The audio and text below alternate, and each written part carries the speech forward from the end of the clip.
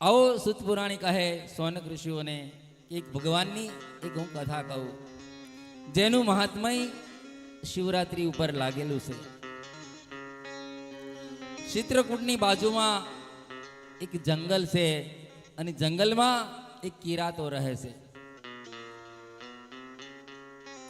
ભીલ અને આદિવાસી લોકો રહે છે, પણ એનો વ્યવસાય એક જ શિકાર કરવો અને પોતાનું પેટ ભરવું. હિંસા કરવી, પાપ કરવી, કારણ કે એનો એક ધર્મ બની ગયો.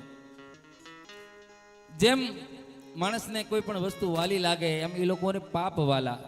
સહજ એને પાપ ઉપર પ્રેમ હતો. લૂંટફાટ કરે અને એ રીતે પાપ કરે.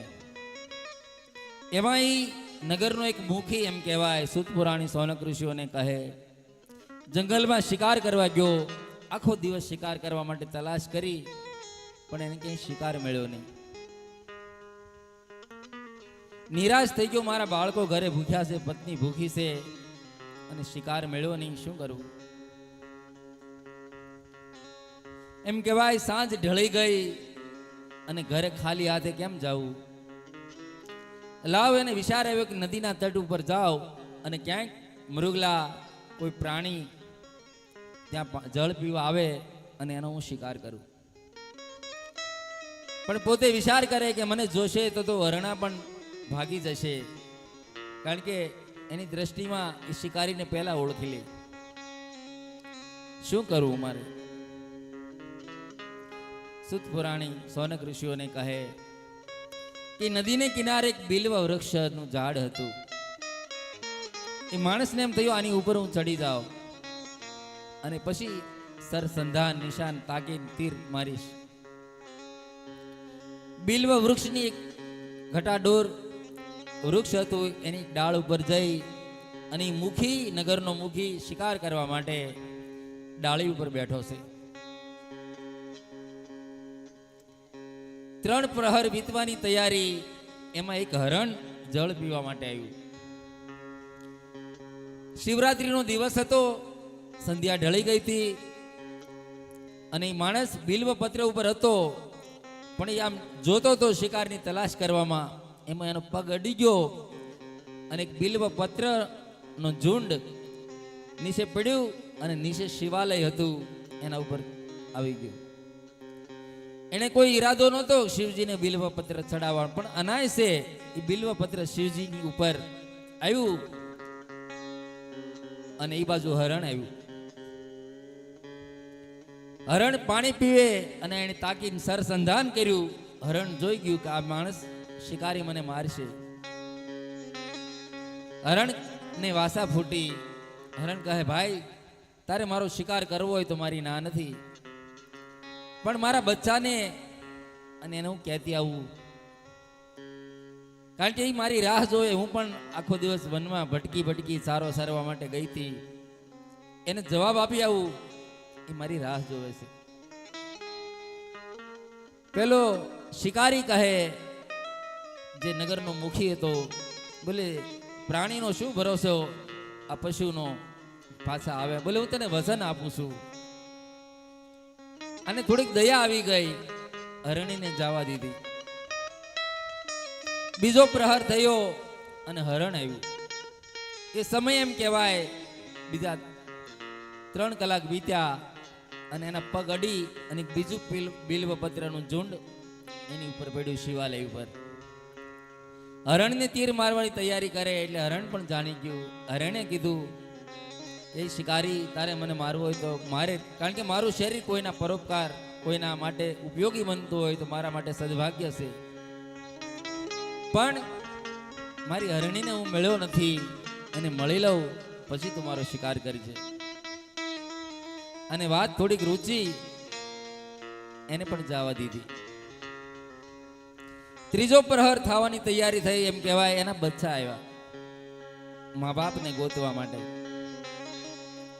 આ બાજુ ત્રીજી વાર કઈક પગડ્યો અને ત્રીજી વાર બિલ્વ પત્રનું ઝુંડ શિવાલય ઉપર આવ્યું અને ત્રણેય હરણના 2 બચ્ચા અને શિકાર કરવા જાય તો બચ્ચા કહે, અમે મારા માતા પિતાની પ્રતીક્ષા કરીએ છીએ, તમારે મારવા હોય તો પહેલા અમે એને મળી આવીએ. અને આ બધા એક પરિવારમાંથી જ આવે છે અહીં મારી પાસે. આખી રાત વહી ગઈ અને મારે શિકાર તો મળતો નથી, એને પણ જવા દીધા. 4 પ્રહર થયા અને ચોથું બિલ્વપત્ર જ્યારે પડ્યું અને એમ કહેવાય આ બાજુ હરણી એના બચ્ચા અને હરણ તરણી આવ્યા. શિકારીને કહે હવે અમને મારી નાખ, હવે અમારે કોઈ જીવવાની આશા નથી. અને આ માણસ પહેલી વાર ગદગદિત થયો કે પોતાનું મોત વાલું કરવા મારી પાસે આવ્યા. અને એ સમય એમ કહેવાય કે શિવાલયનો એ છેલ્લા પ્રહારમાં એ બિલ્વપત્ર સડતાની સાથે લિંગમાંથી આકાશવાણી થઈ.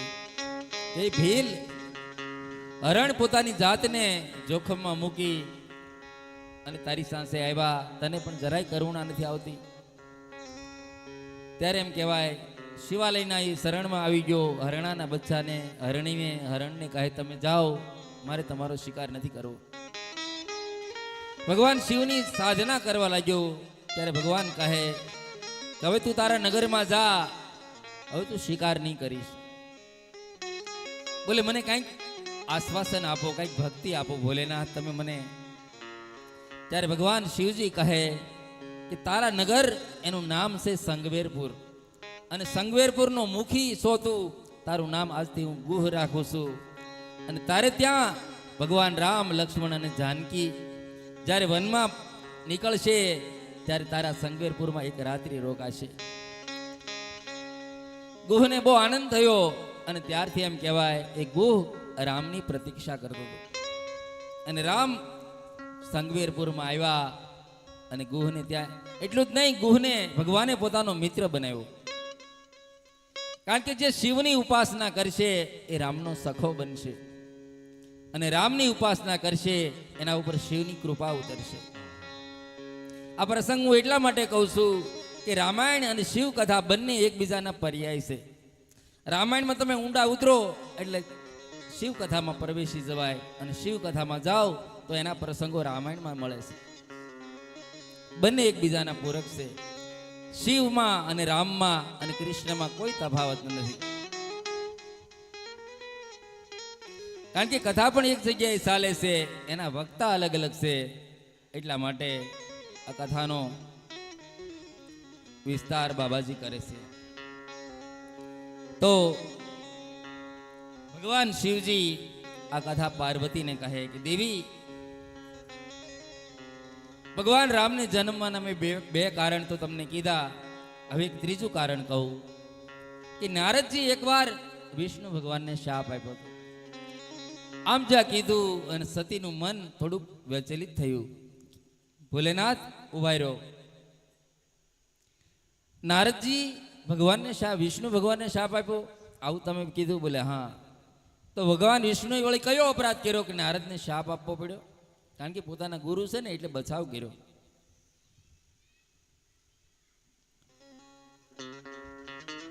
ત્યારે ભગવાન શિવજી કહે કે દેવી, તમે તમારા ગુરુને ગુરુ માનો, પણ એ પણ એકવાર મૂંડ બન્યા હતા. તો બોલે આ પ્રસંગ મને વિસ્તારથી કહો. અને નારદજી નો પ્રસંગ ભગવાન શિવજી પાર્વતીને કૈલાસના શિખર ઉપરથી વિસ્તારથી કહે છે.